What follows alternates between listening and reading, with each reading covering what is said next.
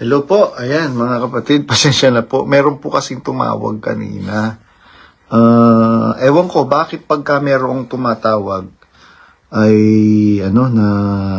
nawawalan ako ng audio. Ayan, going back po dun sa pinag-uusapan natin kanina. Meron po kasing kapatid na nagsabi na, alam mo ba Brad Badong na yung mga kapatid ngayon sa MCGI, ang babagsik po nila ngayon. At alam nyo po ba na minumura na po kayo ng mga kapatid na dilulu?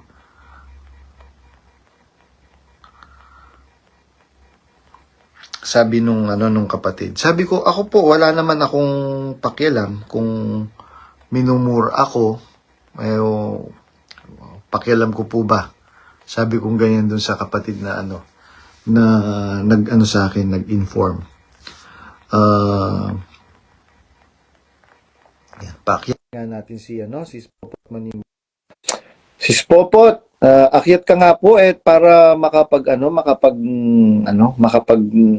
salita po kayo at makapagbigay po kayo ayan, ay salamat sa Diyos. Si Spopot Manimbo, hello. Hello! Oh. Shout out kay Tembong Tumbong. Ayan. Sabi ko kasi pag pumanig ako sa live mo, isa-shout out ko siya. Siya ang unang-una isa-shout out ko eh. Ayan. Nabasa mo naman yung conversation sa group chat natin. Actually, naka-open lang pero magbabackread pa ako. Ang haba eh. Oo, mahaba. Pero hindi pa ako talaga totally nagbabasa kasi nga, nasa labas kami, Tad. Nasa labas kami nung time na nagkakainitan, mainit si Brad Ronnie Key Point eh. Ang anyari. Kasi nga yung pong sabi niya Alam mo, sa totoo, Tad, kaya ako pumanik dahil kay Brad Ronnie. Baka akala niya duwag ako. Sige, laban! Laban tayo! Ayan, i-shoutout mo na si sabihin mo na yung nalalaman mo, Brad. Brad. Sinashoutout ko yan, Brad Ronnie. Balik ka. Kasi emotional siya dahil pigating-pigati si Sis Maricel dahil ikaw ba namang itakwil ng sarili mong nanay dahil nag-exit ka lang. Masakit nga po 'yun. Ako po nararamdaman ko 'yun ramdam ko yung sakit na 'yun dahil noong naanib ako pinaalis ako ng mga magulang ko. Sabi ko, hindi ako aalis dito sa iglesia na to, sabi kong ganyan. So, ako din. for some time, nawalan ako ng pamilya. Yun. Kaya ramdam po natin yun, di ba, Sis Popot? Oo, rambo. Sis Ang Popot, nanay ko nga madalas umiyak pa nung time na kasagsagan namin diyan way back 1998 ba 'yon? 1998 onwards. Siguro tumigil lang ang nanay ko ng mga K-drama niya noon mga way back 2005 nung napunta na siya ng Singapore. Kasi sabi niya, anak, ayoko. Kasi madalas kong dali ng nanay ko sa Bible exposition Sabi ko sa kanya, magtanong siya. Magtanong ka, Nay, magtanong ka. Alam mo, sabi ng nanay ko, ayoko magtanong kasi siyempre mahal ko ang tatay mo. Baka matiwalag ang tatay mo pag nagtanong ako kay Soriano, sabi niya. Sabi ko, magtanong ka, total lagi nakatingin sa iyo yan, si Ingong.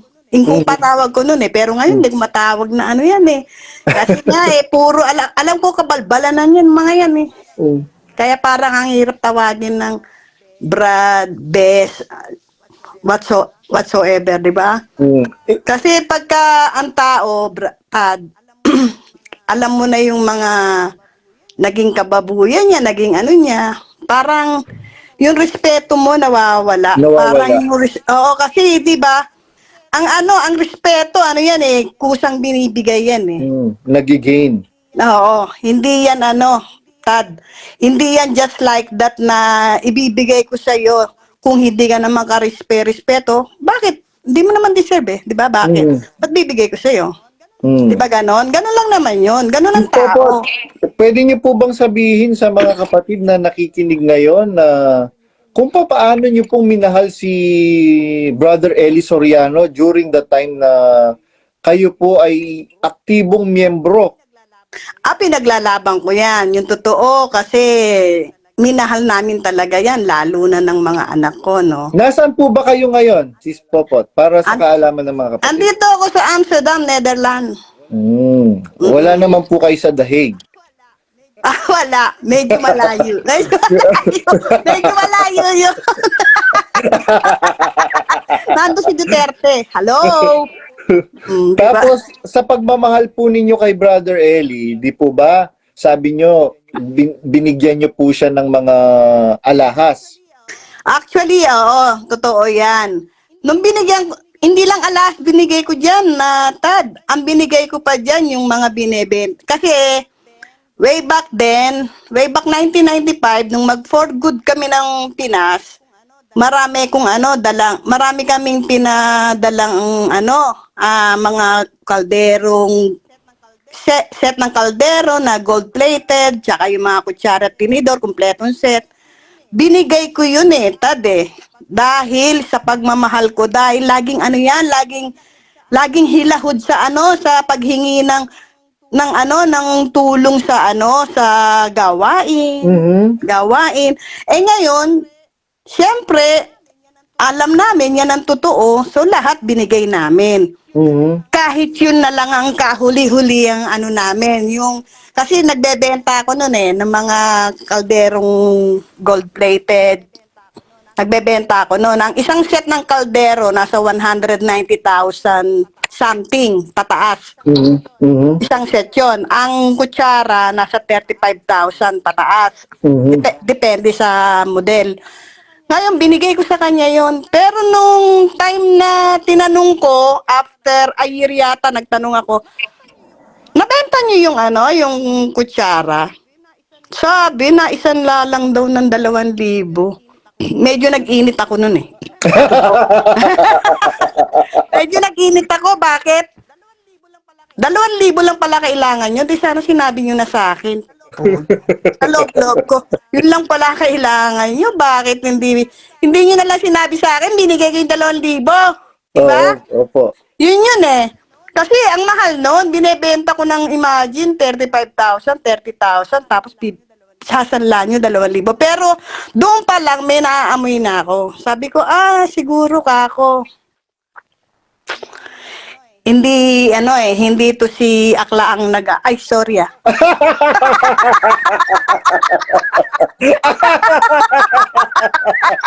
Ay nako, kaya ayaw ko sasumpa sa'yo eh. Ang live po to, Sis Popot, hindi po ito, video call Dito natin kwentuhan dalawa. Kaya nga, ayaw ko magbigay ng camera kasi pag nakita mo yung mukha ko, baka lalo kang tumawa. Diba? Kasi naman, di ba? Oh. Baka kasi gusto na ni Gilby akong makitang pumanik, kaya eto pumanik na ako, di ba? Sabi nga ni Brad Gilby, nag-comment, hinugot nyo tapang ni Sis Beth. Nakteteng, ginamit mo pangalan ko Nakabalandra na nga yung pagbumuka mo eh. Ay, sabi nga nung asawa ko, ganto. Sabi niya, bakit tayo wala naman tayong ginawang masama dyan sa sama na yan. Sila nga ang may atraso sa atin, di ba? Bakit kami mananatiling magtatago? Alam mo, Tad, meron akong nabasa kanina sa hugot ni Brad Ronnie. May tama naman eh. Tama po yung sinabi ni Brad May Ronnie. tama naman eh, sa totoo lang. Kaya lang kasi siyempre, ako naman sa totoo, talaga siguro tama din yung panapanahon din Kasi mahirap mahirap pumanik sa live. mamaya bumigay ako tungkol kay Akla na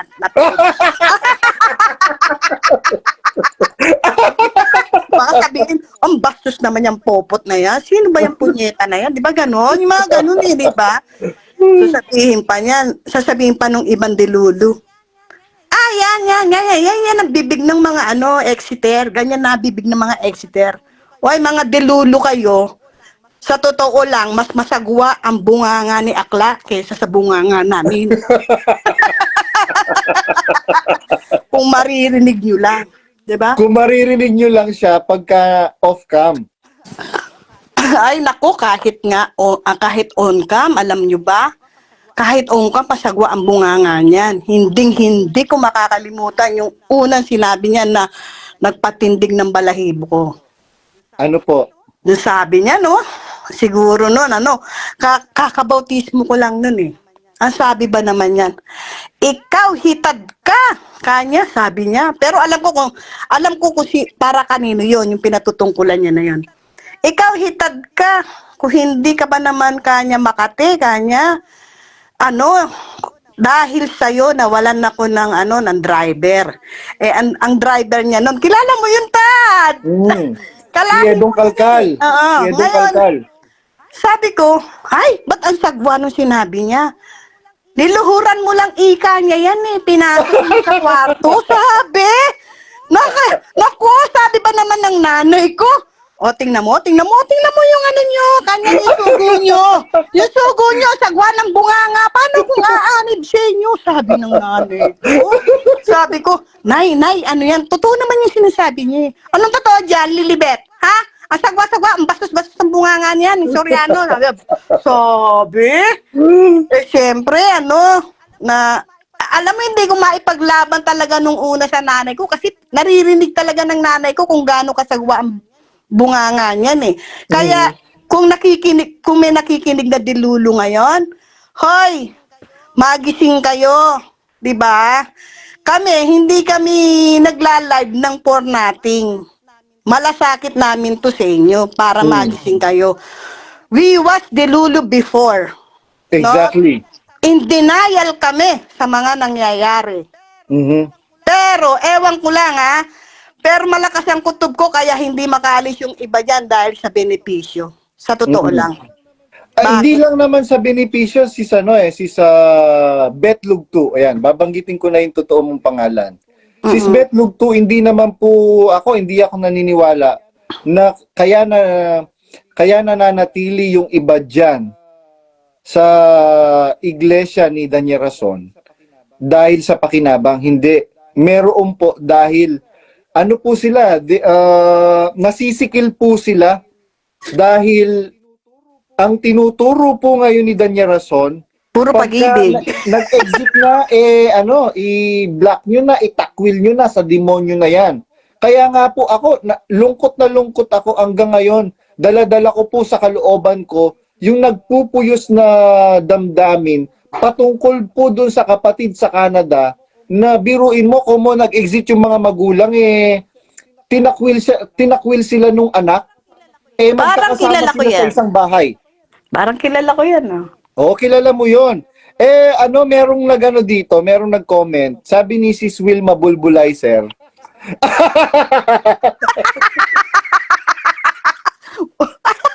Oy, wag kang addict. Yun talaga account niya, Sis Wilma. Kasi Oo nga, yun po natatawa nga ako dyan eh. Bakit? Sabi ko, Ay, mabait itong kapatid na ito, si Sis Wilma Bulbulizer. Sabi niya, hello, kasama abe ko lareng Exiters, Dubai. Ang ibig sabihin po nito sa Tagalog, hello, kasama ko po ang mga Exiters sa Dubai. Shout Kumakain out! kami ngayon sa Michelin. Social. Oo, Michelin pa. Oo, Michelin Diba? pa. 11 daw po sila ngayon. Tawang-tawa naman si Brad Ariel Stanislao. Sabi ni Kira Yamato, wala ka na, Bonjing, sirang-sira na. Haha. Hello, Sis Popot Manimbo daw. Sabi ni Sis Wilma Bulbulizer. Hello, Sis Will. We didn't have a chance to talk. Diba? O, sinashoutout ko si Sis Myra. Sis Myra Rason, shoutout sa'yo. Tayo, nagpapasalamat tayo sa mga rason. Hindi lang kay Sis Myra kasi maraming mga rason na nasa likod ni Sis Myra. Shout out kay Karuben. Karuben, kilala mo ko. Actually, lagi tayo nandyan kay Nabales. Nak ng teteng. Baka hindi mo pa ako diba?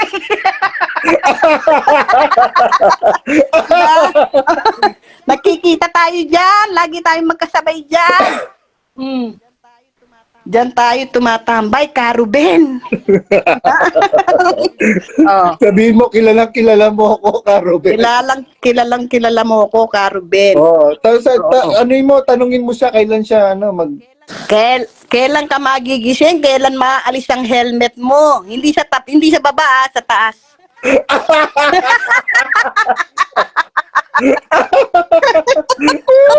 Oh, di ba? Pag si Badong ang kausap ko, talaga naman. Mahulog-hulog ang kanya sa laban. Di ba?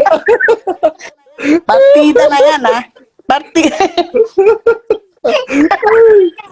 Oh. Ayun. Magbasa lang tayo ng konting comment. Sabi ni Theodore, greetings po mga kapatid. Shout out po sa mga Exiters dito sa Middle East. Nice meeting po, Sis Wilma Bulbulizer. Sabi ni Brother said Watashi, kala ko Brad Badong si Sis Popot ay lalaki. Kala daw nila Hindi lalaki nga. ka. Oh. Tapos, basa ka patad. Sabi ni Brad Ray Balating, nasa Michelin Resto kami, Bads. Kasama si Wilma Bulbulizer. Kain kami halal. Ayun. Malinis yung halal.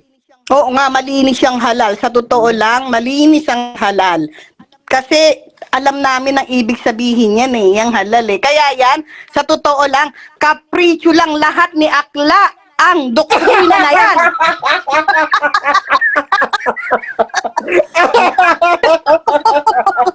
Kapritsyo lang. Hindi yan totoo. Naku, teteng. Diba?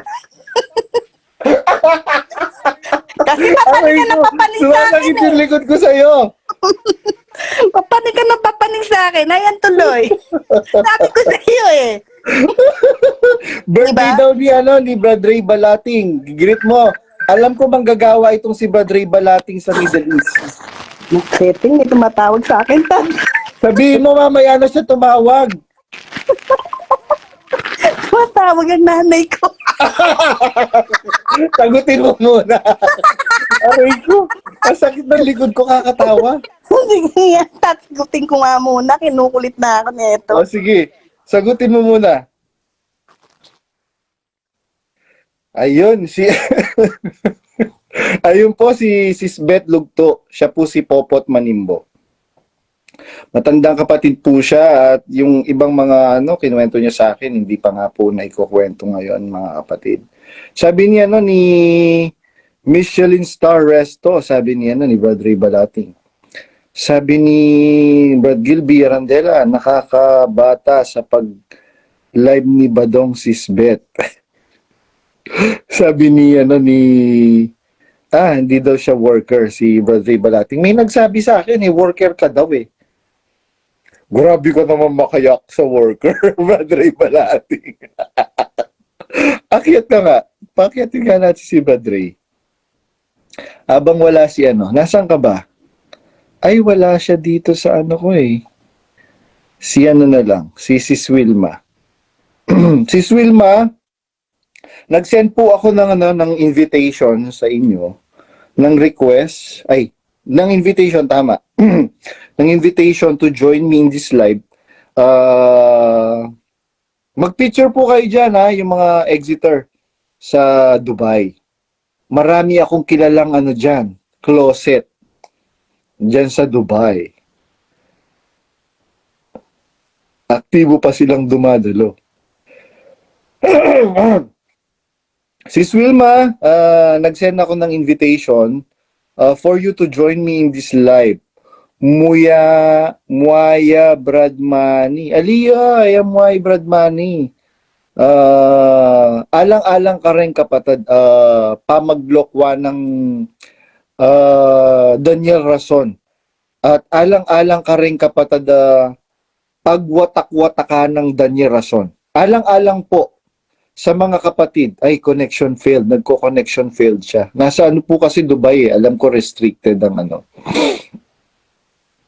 Actually marami po akong ano eh, gustong paakyatin kaya lang tingnan natin si ano, si Brad Ferdy. Brad Ferdy, siguro nabasa mo naman yung ano, yung sentimiento ni Brad Ronnie Kipo and Rosario. Once and for all, mapagbigyan natin si ano, si Brad Ronnie Kipo and Rosario. Kahit konting ano lang, pananalita lang, Brad Ferdy. Ayan, ayun. Brad Ronnie, ayan, oh, umakyat si Brad Ferdy. Brad Ferdy, magpakilala ka. Taga saan ka? Anong naging katungkulan mo sa iglesia? At kailan ka naanib? Hello po. Dinig niyo po ba? Opo, dinig loud and clear, Brad Ferdy. Okay po. Ako po si Bradford Petalio from local of Hong Kong. Ako po ay ang huli ko pong naging kalokohang posisyon sa lokal ay local coordinator. Tapos at the same time GS po ng lokal ng Hong Kong. At ako po yung nagbabalita rin po sa UNTV. UNTV, opo. Na nung nagkasakit ng chronic disease ay iniwan na lang sa ere. Mhm. 'Yun. Ako po 'yun. Nag-decide po ako na mag-exit dahil nung na-stroke po kasi ako, nagkaroon ako ng mas mahabang time, saka mas mahabang panahon para mag-imbestiga. Meron din po akong dami account, yun po yung ginamit ko na pang-research.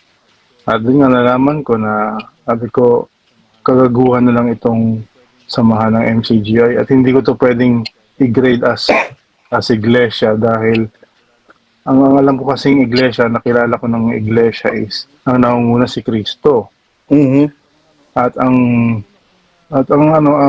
unang-una kong napansin, sabi ko, kung itong taon to sa Diyos, bakit inaangkin niya yung title ng Panginoong Hesukristo? Hindi niya dinadrop yung pag-a-address sa kanyang kuya. Mhm. Talagang tinatangkilik niyang tawag sa kanya kuya. Ang simulat sa pool, ang alam kong kuya ay ang Panginoong Hesukristo. So doon may mga conflict na ako doon. Sabi ko, itong nangunguna to pang tao to, pang kapritsyo na lang ito eh. Mhm. Yun. Tapos nga po nung nagre-recover ako, so mabigat sa kalooban ko dahil yung mga tao na ini-expect ko na ang akala ko kapatid ko sa pananampalataya, kaibigan sa pananampalataya,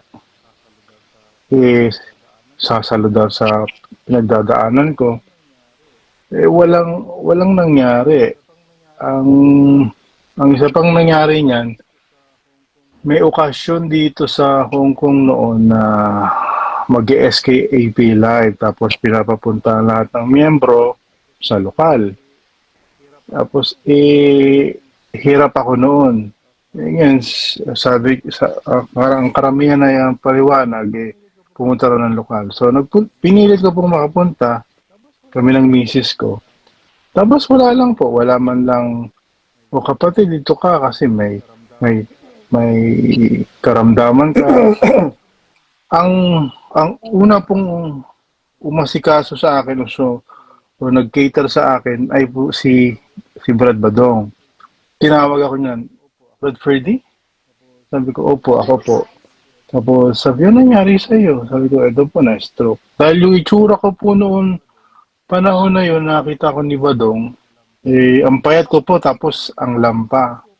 Tapos sabi ko, kung itong taong ito, walang malasakit sa kapatid, bakit ako tinawag niya? So, yung pagtawag ni Badong, nakapukaw ng attention sa akin. Sabi ko, hindi ko to kilala tong tao na to, pero kung magmalasakit siya is ramdam ko kaysa mga kaanib dito sa Hong Kong na parang wala lang. Ganun. So, kwentuhan kami ni Badong, ganyan. Alam ko nung panahon na yun, Brad Badong, wala ka pang, no? Wala pang Wala ka pa nun mga post eh. Wala pa. Ano pa lang ako Oo. noon, siguro nasa ano pa ako, nasa antas pa ako na closet na ako na hindi ko pa alam na closet na pala ako. Kasi para sa kaalaman po ng mga kapatid, kaya ako nag-work sa Macau kasi napipigating-pigati ako noon sa magulang ni Danya Rason. So nag-chat ako kay Brother Eli. Ingkong, sabi ko ganyan, mag-work na po muna ako para po matulungan ko yung mga magulang ko. Kahit hindi ako pinayagan ni Brother Eli na mag-work, kasi sabi niya, kaya ko namang tulungan yung mga magulang mo. Kaya ayoko namang maging pabigat. So, yun po yung naging ano. Dagdag ko lang po dun sa sinabi ni Brad Ferdy. During the time na tumira kami sa Hong Kong nila Brother Eli, si Brother Ferdy, siya po yung barbero ni Brother Eli sa Hong Kong. Yan, para sa kaalaman lang po ng mga kapatid. At hindi pa nun worker si Brad Nang. Tama, Brad, Brad Ferdy? Opo, hindi pa po siya worker noon. Ang worker yata nun si King Cortez. Opo. Kaya ayun, nung nagkita tayo sa lokal ng Hong Kong, that was 2 years ago if I'm not mistaken. Opo, 2 years ago po. Ano ako nalungkot ako nung makita kita na payat ka, tapos matamlay. Tapos nung kinausap kita, nagtataka ako bakit yung mga kapatid nakatingin sa akin. Nag-o-observe ba na ako nun? Tapos ni-report kita kay Brad Ramis. 'Di ba? Meron pa nga akong natatandaan mo ba na meron akong pinadala sa iyo na wheatgrass. Ay, opo, napag-usapan po natin yan. Yun nga po nasabi ko sa inyo na hindi dumating sa akin po yung wheatgrass na yun. Pinadala ko yun kay do sa asawa ni Ramis Naral, kay Sis Sai, na hindi naman pala nakarating sa'yo. Opo. Ngayon, hindi ko alam na meron palang issue na ang nagsuspindi pala sa'yo ay si Ramis. Hindi kasi Opo. yun yung hindi kasi yun yung nakagisnan natin na iglesia. Alam ko, kasi kasama namin si Brother Eli during that time, na pagka ang isang kapatid ay suspindido, hindi yan pinandidirihan. Lalo na kung ang kapatid na nasuspindi ay nakasama mo minsan panahon ng buhay mo na bumabalikat, nagpupuyat para sa gawain. Opo. Kaya, 'di ba, sabi ko sa iyo noon, Brad Ferdy, wag mong pababayaan yung sarili mo. Lagi kang mananalangin, ang Diyos hindi liko upang limutin ang iyong mga gawa, ang ating mga gawa. Marahil nagkamali tayo minsan panahon, pero ang Diyos hindi naman niya nakakalimutan yung mga ginawa natin eh. Sabi nga sa Biblia Opo. ang magpainom ng isang sarong malamig na tubig, alang-alang sa pangalang alagad, hindi mawawala ang ganti sa kanya. Biruin mo, ilang years kang ilang dekada kang naglingkod sa gawain. Tapos nagkamali ka lang, na-late ka lang. Hindi ba po pwedeng mapagpahinuhuran yon? Dahil na-late ka kasi meron kang trabaho. Opo, di ko po talaga naintindihan. Sabi ko, hindi ako masamang tao. Hindi ako ng abuso ng kapatid. Hindi ako nakipagrelasyon sa isang kapatid o tagalabas. Hindi ako lumaban sa espiritu. Wala akong major na nilalabag sa doktrina. Tapos sususpindihin mo ako dahil nagkamali lang ako. Hindi ito justice. At yung pagkakamali mo, Brad Ferdy, dala ng puyat. Opo. Namali ka lang na i-play. Opo. Kasi yan po si Ramis, papogi po yan. Basta ang representante niya is dapat good shot yung kanyang paggawa, yung performance niya. So, yung mga nasasakupan niya, yun ang pipressure niya. Nung araw pong yun, wala pa akong tulog dahil meron nga rin po ako hinaharap sa trabaho, tapos kailangan ng mag-execute bilang adpro doon sa ginagawang bautismo. Sumablay lang, tapos yun na agad yung yung decision. Kaya sabi ko kako, natatandaan ko yung bilin ng matanda na kung sumablay, wag na magbagong puri. Accept mo na lang na nagkamali ka, gano'n na lang. Kaya sabi ko, kung nagkamali, di ako. Kasi pinaliwanag ko pa kung paano ako nagkamali. Pinaliwanag ko kung saan ako sumablay. After, kasi kung di ako nagkakamali, yung bautismo no, na ginawa ng Linggo.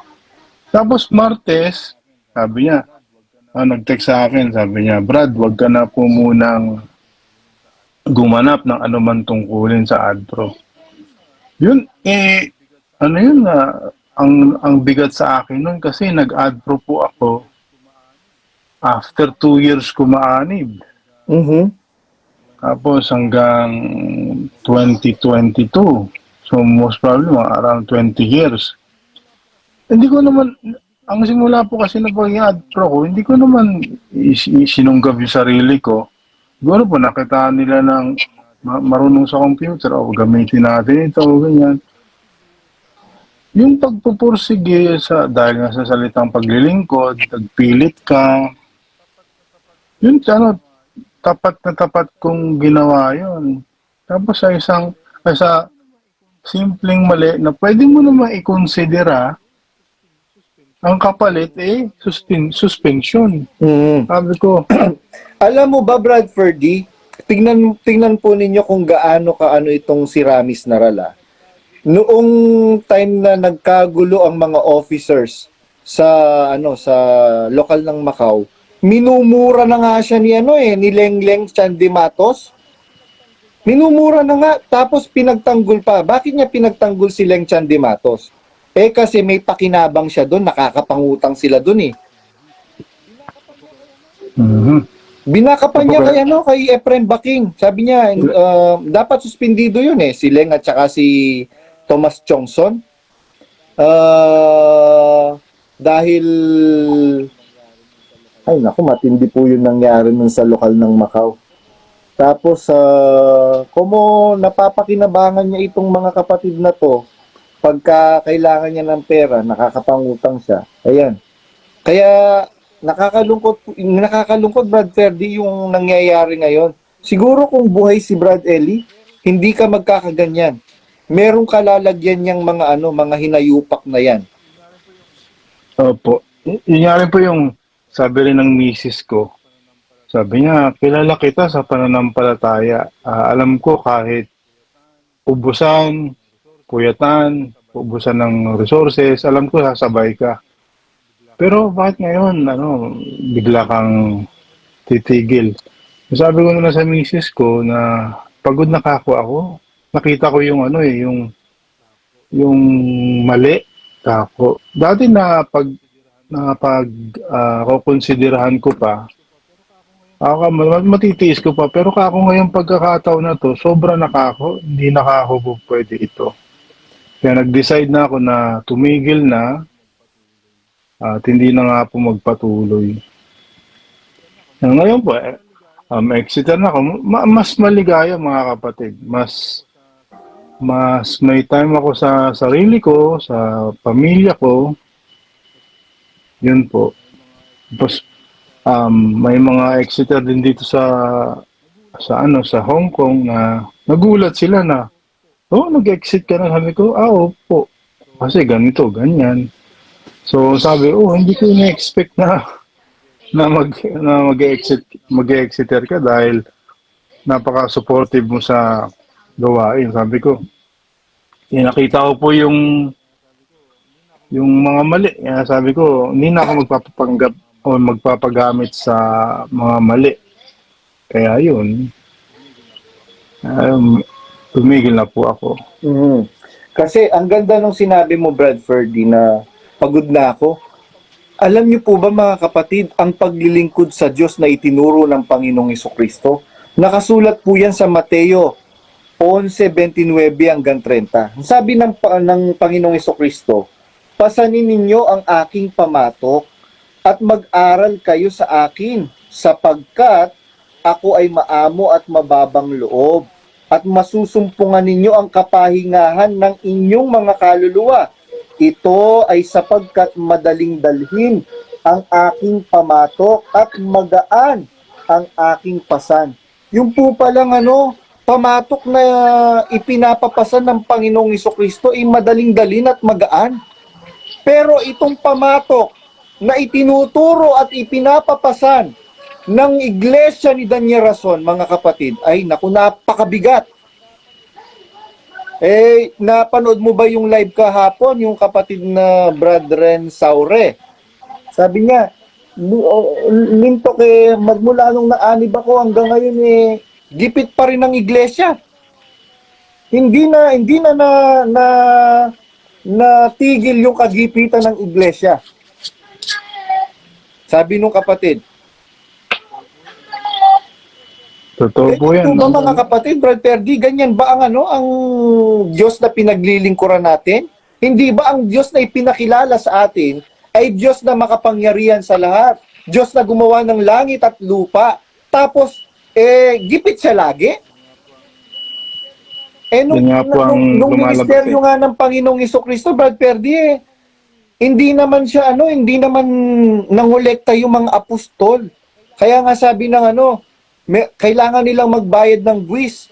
Sabi ng Panginoong Hesus-Kristo kay Pedro yata yon, pumunta ka sa sa dagat.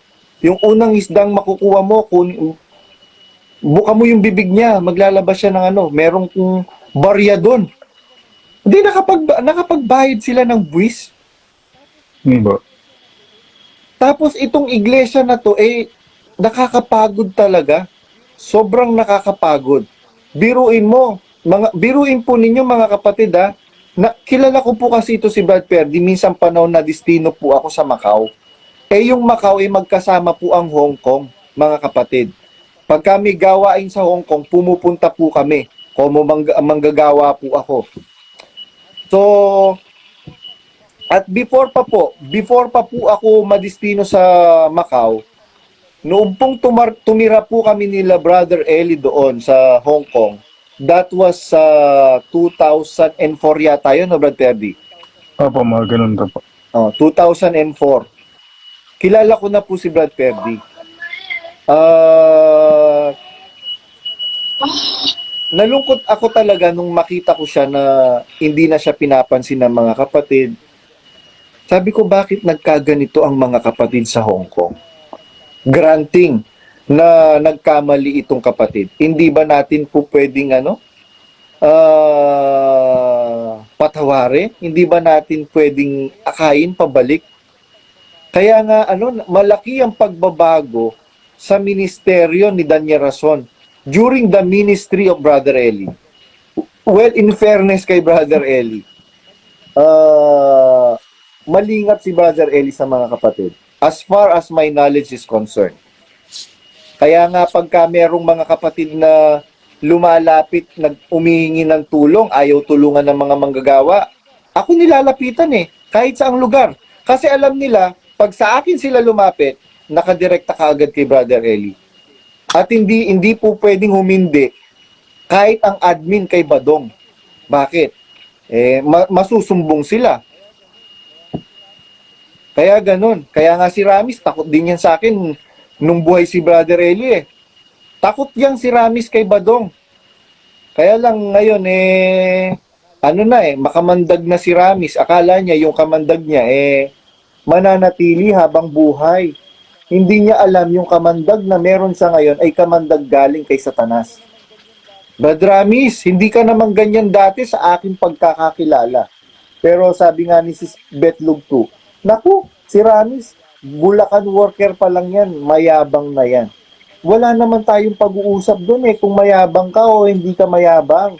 Ang pag-uusap dito, Ramis Naral, biruin mo, hanggang ngayon pinapablock mo si Badong sa mga kapatid dyan sa Macau, sa Hong Kong. Pero, alam mo ba, Ramis Naral, naku, no talk na lang ako. Magugulat ka na lang isang araw, wala ka na palang opisyalis sa lokal ng Macau. Ubus na ang opisyalis mo sa lokal ng Macau. Bakit? Eh, yung sistema ninyo kasi bulok na sistema. Biruin mo, manggagawa ka. Pinupwersa ninyo ang mga kapatid na tumulong. Eh, ikaw ba, Ramis Naral, meron kang trabaho? Wala pong trabaho yan. Wala siyang trabaho, pero naka-MacBook, yung latest na MacBook. Pero naka-iPhone, yung latest na iPhone. Pero naka-Apple Watch, yung Apple Watch Ultra. Walang trabaho yun, ha? At signature lahat ng gamit. Sana kinukuha yung ano? Parang si Resty Reyes lang at saka si Efren Baking. Biro mo, Resty Reyes, yung sasakyan mo naka-auto debit sa bank account ng lokal. Sino ang nagbabayad ng sasakyan mo? Mga kapatid, hindi ba kayo nahihiya niyan sa inyong mga balat? Sa bagay, yung balat ni Resty Reyes, hindi naman hindi naman tinatablan ng hiya. Makapal eh. Kahit siguro pakuluan mo, pressure cooker mo yung balat ni masisira yung pressure cooker. Ngayon, mga kapatid, sa tingin niyo po ba, naninira lang po kami? Mga kapatid, lalo na mga kapatid sa Hong Kong, ayan, narinig niyo si Brad Ferdy. Mga kapatid, itong si Brad Ferdy, kung meron pong nakakakilala sa inyo, mga kapatid, sa amin, sa atin, mas kilala niyo po itong si Brad Ferdy. Brad anong pangalan kasi nitong si Brad Salonga? Tommy o Brad Salonga. Romy, Sis Maricel Salonga.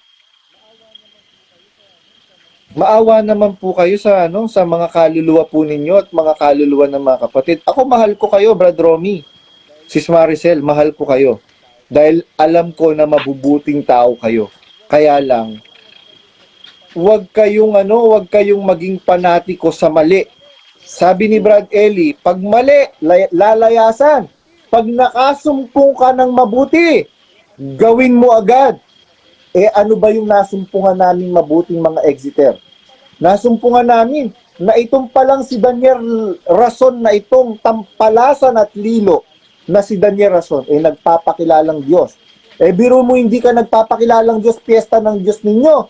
Eh ang ipinosisyon ribulto mo, Daniel Rason, hindi ka ba nagpapakilalang Diyos nun? Eh, buti pa yung mga ribulto ng mga Katoliko, matatangos ang ilong. Eh, yung ribulto mo, pango.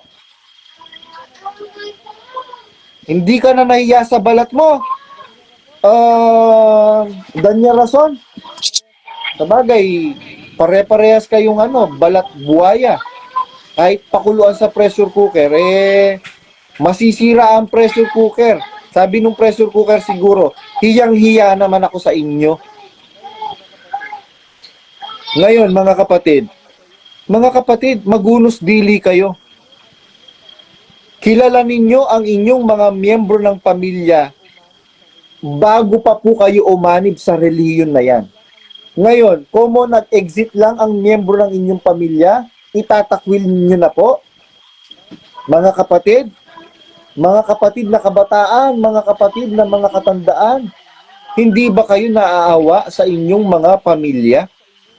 Sa inyong mga anak, sa inyong mga magulang? Masakit po yun, mga kapatid, biruin mo. Bibisitahin mo yung nanay na magbe-birthday, sasabihin sa'yo kung mo exiter ka ba't ka pa pumunta?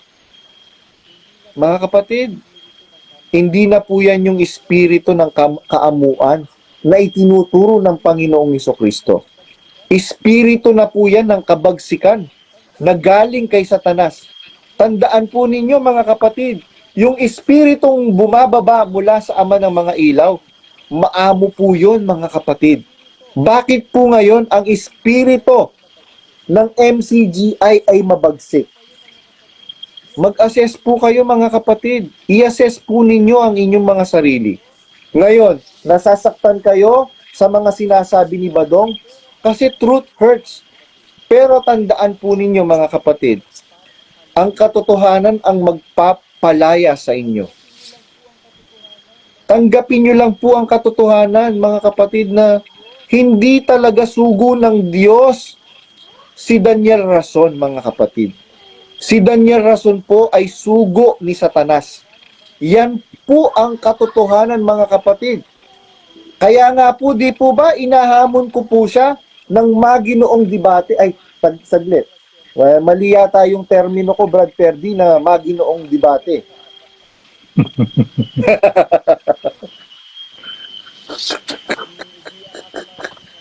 hindi aakma yung yung terminong maginoong debate. Kasi hindi naman maginoo si Daniel Rason. Ang gusto nun, di ba, yung debating walang kibuan, yung mga Oo. debate ng mga bading. Oo. Pero alam mo, yung mga bading, yung mga bakla, ay naku, hindi yan natatalo sa debate. Maghanap ka ng baklang nakipagdebate na natalo, ay naku, matatalino ang mga bakla. Kaya, naku, Daniel Rason, sige, magpakalalaki ka, Daniel Rason. Akala ko bang lalaki ka? Bakit takot ka na harapin mo si Badong? Sa isang maginoong debate, sinasabi ko na nga sa iyo, Daniel Rason, na isang talata lang ang gagamitin ko, gamitin mo na ang buong Biblia. Wala akong ibang gagamiting ibang talata. Bakit ka takot, Daniel Rason? Kasi nga, hindi ka naman totoong sugo ng Diyos. Daniel Rason. Biruin mo, sugo ka pala ng Diyos. Ayaw mong magpatanong. Samantalang nung buhay, si Brother Eli Soriano, sabi niya, pagka ang isang mangangaral ayaw magpatanong, sa demonyo yan. Ngayon, sino ang nagsabing sa demonyo ka? Yung tiyuhin mo na naghalal sa'yo, Daniel Rason. Sinong nagsabi na sa demonyo ka? Tiyuhin mo yung nagsabi. Kami ba mga kapatid? Bakit ayaw i-play ni Daniel Rason yung mga video ni Brother Eli? Kasi once na na-play yung mga video ni Brother Eli, sa pool lahat kay Daniel Rason. Yung mga sinasabi ni Brother Eli. Wala. Lagpak ka mismo kay Brother Eli, Daniel Rason. Kaya tingnan po ninyo selected lang po mga kapatid. Very selective po si Daniel Rason when it comes to playing Brother Eli's video. Ano po yung mga piniplay lang niya? Mga kapatid, ang sino mang kalaban ni Brother Daniel ay kalaban ko. Yun lang ang mga piniplay ninyo, di ba? Yung patungkol sa'yo, Daniel Rason. Pagka pupurihin ka, ipi-play ninyo. Pagka maaapakan ka na, ayaw nyo nang i-play. Bakit? Kasi takot ka sa sarili mong multo. Bakit? Kasi ikaw ay multong bakla, Daniel Rason. Ay, hindi pala multong bakla. Multong bakla. Ayun. Totoo nga po yan. May dagdag ko lang po. Nung linggo po na hindi na ako dumalo, then nag-browse lang po ako sa PC, may nakita po akong video na shinare po ng isang kaanib, umaring Exeter din siya, nang sabi, kapag ang mangangaral mo ayaw magpatanong, magpapayaman, sa demonyo yun. Dinire-share ko, wala po akong dinagdag. Tapos after few hours, may nag-PM sa akin. Sabi niya, akala ko ba tahimik ka lang? Bakit ngayon tinitira mo yung mga ngaral namin? Yung panahon pong yun, kasagsagan nung confusion ko sa stroke. Kaya sabi ko, kaysa patulan ko tong delusional na to, itong dilulo na to, sabi ko, hayaan ko na lang. Andun pa rin po yung post na yun, yung video na hindi ko po tinanggal. Sabi ko, yan naman kako ang totoo. Kaya tapang-tapang mo nga yun sa Minsan, ewan ko po kung naalala nyo, meron yung intro, yung si DSR, na about kaloob. Mm, mm. Yung buwisit na video na yun, na dengoy din ako nun eh. Sabi ko, lahat pala ito kako, script. So, yung nauna, script ni Bes. Itong ngayong panahon niya, script ni DSR. So, lahat, nang naiintindihan ko po, lahat ng mga nangyari, mga kapritsyo lang ni DSR ngayon. Mm. Kung anong mga gusto niya mangyari, punta ng bundok, punta ng ibang bansa.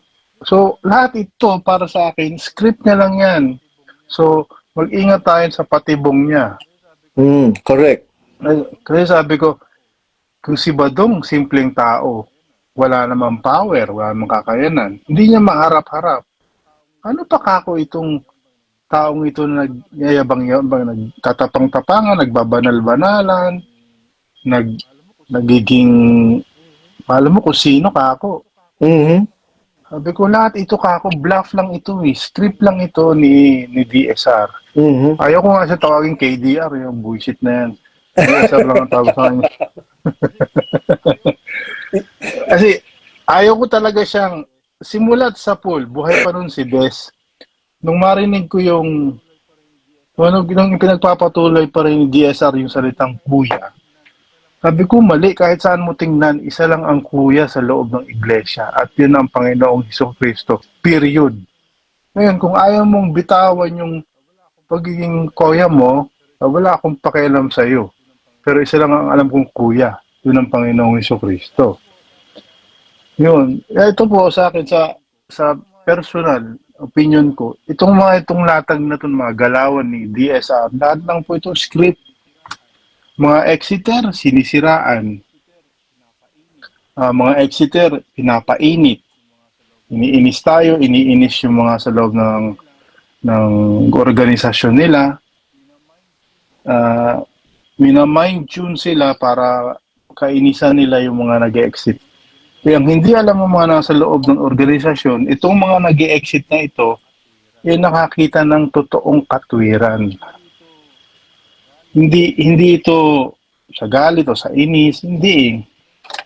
May natatandaan nga pong isang diwa sa Biblia na ang patama natin noon huwag gagawa ng imahe. Sa patama ngayon sa Katoliko. Pero Exodo. sa Katoliko, physical image. Mhm. Yung naisip-isip ko po, kako itong si DSR gumagawa rin ito ng virtual image sa mga miyembro nasa loob ng organisasyon. Kaya sabi ko, mas karumal-dumal din ito si Daniel Rason na gumagawa rin siya ng image sa isipan ng mga miyembro na siya ay Diyos. Mhm.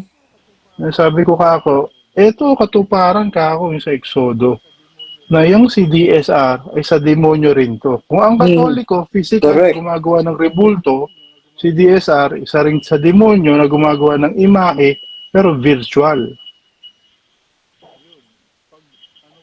Yun. Pag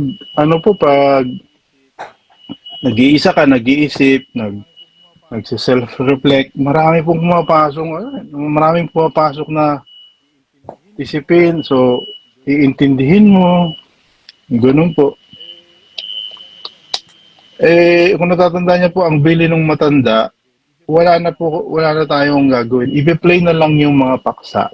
Tandang-tanda ko yun. Opo, tama. Sabi ko, i-play mo na lang pala yung paksa. Bakit ngayon, simpleng paksa, hindi mo man lang ma-deliver ng maayos sa isang simpleng miyembro? Ano ba naman yung hirap na mag-click ka na lang ng play, tapos mag-play, ano yan ng matanda? At tama yung sinasabi ni Brad Badong o yung nabanggit ni Brad Badong, kapag ang boses o ang video ni Brad Eli ay ipinlay, 100% ng kapatid kay matanda, kay bata, makikinig. Pero, pag si DSR ang tumayo sa pulpito, script lang yan. At ang isang kinaiinisan kong personally and spiritually, kapag ang isang talata sa Biblia, ipinipihit ni DSR para pumanig sa gusto niya. Kapritsyo niya lang yon. Ngayon, ang gagawin niya, binasa ko sa Biblia, binabasa ko lang ha, wala akong binabago. Wala kang binabago, obvious na pinipihit mo yung talata eh. Correct. So, itong mga miyembro sa loob, binasa lang sa Biblia. Tapos, sasabayan pa ng mga tsuwari-wari-wap na Halukay Ube at saka ni Rodman na, kuya, binasa nyo nga lang po, wala naman pong binago. Pero kung paano nyo i-deliver yung talata, pinihit nyo na. Sabi ko, wala na to. Ano tong organisasyon na ito? Erase na to kako. Lokohan na lang ang magtigil diyan sa loob na yan. Lokohan na yan.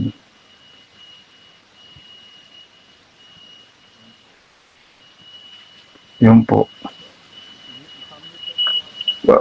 Nakamute ka po ata, Brad Badong. Wala po akong marinig. Wala ng boses.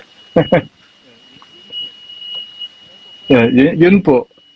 Ewan ko, parang ako po yun, yung nadaanan ko nga po sa Exodo. Kung ang Katoliko gumagawa ng physical image, bawal yun.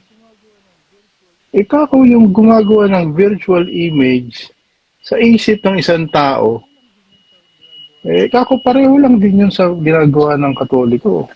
Gumagawa ng wangis, saka sa isa kaisipan. Kaya yun. Kaya po, yung kanina nga po sa GC napasilip ako, nararamdaman ko po yung pinagdadaanan ng kapatid. Ako po kasi na-stroke. Going 3 years na po ako.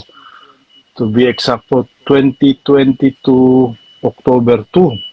So, kakatatlong taon ko pa lang po nung October this year. Tapos, sabi ko kako, ngayong na-stroke ako mas asikaso ko yung pamilya ko, mas nakakausap ko yung misis ko, mga anak ko. Baliwa ako, mas mainam kako ito. Kung noon pa kako, naisip ko na ito, dapat noon pa ginawa ko na. Kasi may nadaanan pa akong video ni Bed Eli, sabi niya, ang pagsamba sa Diyos, hindi naman yung pumupunta ka sa sa pagkakatipon Yung paggawa mo ng mabuti sa anak mo, sa asawa mo, sa mahal mo sa buhay, ay form na rin ng pagsamba mo sa Diyos. So, yung mga video na yun, hinahanap ko yun. Ngayon wala na. Tapos, nagyabang pa itong si Bonjing na wala kaming binago. Tapos, sususugan pa nito ni Rodel na, opo kuya, wala po tayong binago. Tapos, isa pa to si Halukay Ube, opo kuya, wala po tayong binago. Anong walang binago? Obvious yan, Nasaan na ang dating daan YouTube channel? Pinatay ninyo. Mga ulupong kayo. Pinatay nyo yung legacy ng matanda. Tapos sasabihin ninyo, the legacy continues. Kagaguhan na lang yan. Kagaguhan yan. Wala nang YouTube channel lang ang dating daan. Wala na. May screenshot pa nga ako nun dati, hindi ko na siya makita Broken na yung mga videos noon. So, ibig sabihin, broken, deleted na yung mga videos. At ang iniwan na lang nila, yung mga papuri na lang kay DSR. Tapos sasabihin, wala tayong binago. Bagkus, dinagdagan pa nga natin. Sabi ko, eto na naman tayo. Ang isa pa nga po niyan, kamakailan, nag-browse po ako, may kumuha ng pukaw sa akin na ang satellite ay hoax o ang satellite ay hindi yan totoo. So, ang major communications pa rin dito sa buong mundo ay through fiber optics, copper wire. So, physical means pa rin yan. So, yung So, yung satellite na yan ay hoax lang yan. Sabi ko, kung ito ay totoo yung sinasabi ng isang documentarist, sabi ko, masundan nga kako. Yun, napatunayan nga na ang mga satellite ay hindi yan totoo o hoax lang yan.